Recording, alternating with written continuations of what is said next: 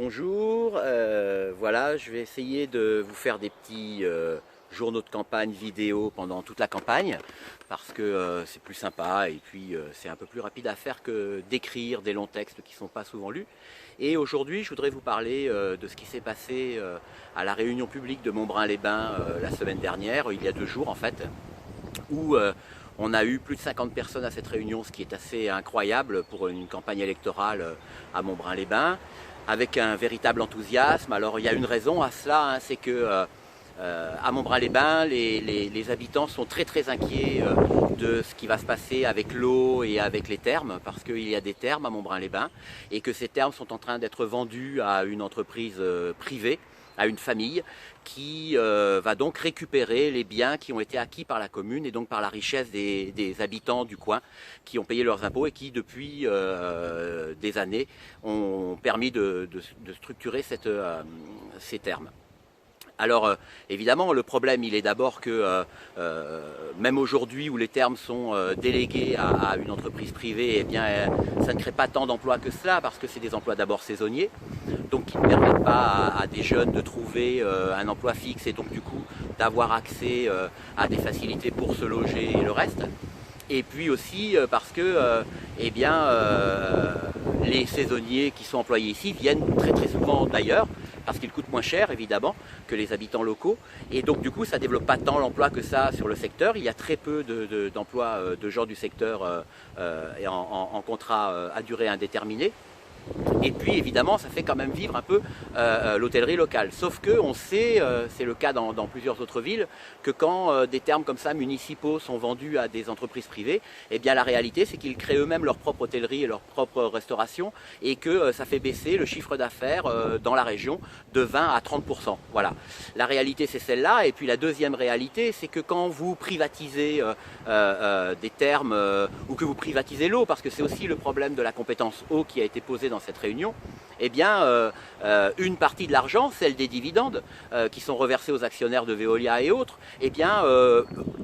partent de la richesse locale et s'en vont ailleurs, s'en vont dans la finance internationale et s'en vont dans d'autres investissements que ces entreprises, ces multinationales font ailleurs.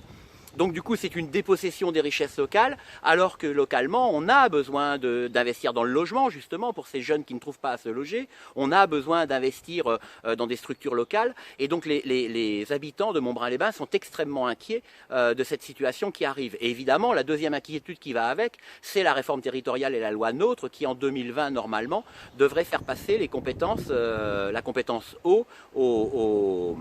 intercommunalités. Alors ça ne signifie pas systématiquement une passage en délégation de service public, c'est-à-dire à une boîte privée, mais la réalité c'est que dans la région là-bas, eh bien, la grande majorité des communes sont déjà en délégation de service public, et donc Montbrun-les-Bains a peur de perdre son eau. Ils le disent, l'eau c'est à nous, c'est notre bien commun, c'est notre patrimoine, c'est notre richesse, et il n'y a aucune raison qu'on vienne s'en mêler et qu'on vienne nous dire ce qu'on a à faire. Voilà, évidemment on a parlé aussi ce jour-là de transition écologique, vous devez bien vous en douter, de transition énergétique, puisqu'il y a un grand projet, une grande mise en place là-bas de centrales villageoises. Bref, voilà, les gens sont très inquiets et ils ne croient pas une seule seconde au pouvoir de Nicolas Hulot qui, dans ce gouvernement, est en fait là simplement pour appliquer la loi de transition énergétique pour la croissance verte qu'avait déjà élaboré Ségolène Royal et le gouvernement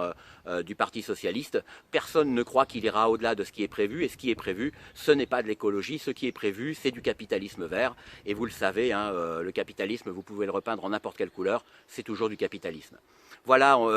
la soirée a été formidable de dynamisme, les gens sont repartis absolument gonflés de voir que avec un député France Insoumise, ou dans la majorité ou dans une forme d'opposition forte, eh bien il y avait de quoi travailler sur le terrain, qu'on pouvait construire ensemble des choses, mettre en relation les gens sur une intercommunalité monstrueuse comme celle à laquelle appartient Montbrun-les-Bains par exemple, hein, puisqu'elle va jusqu'à Nyons. Et puis je leur ai expliqué que moi ici sur mon intercommunalité, j'avais lors de la fusion à Taulignan, intercommunalité du pays de Grignan et de l'enclave des Papes, eh bien j'avais œuvré avec d'autres pour qu'on réussisse à garder la compétence eau aux communes, et qu'on venait de travailler là sur Taulignan à une tarification qui soit juste et qui pénalise les mésusages, et donc que ces choses-là sont possibles, que ça demande de la volonté des citoyens de s'unir, la capacité de s'unir, et aussi une vraie volonté politique. Et celle-là, les Insoumis, ils l'ont, quoi. Voilà. Et donc du coup, c'était tout le monde est reparti avec une pêche d'enfer, moi le premier. Voilà. Je vous tiens au courant pour la suite de la campagne. À bientôt.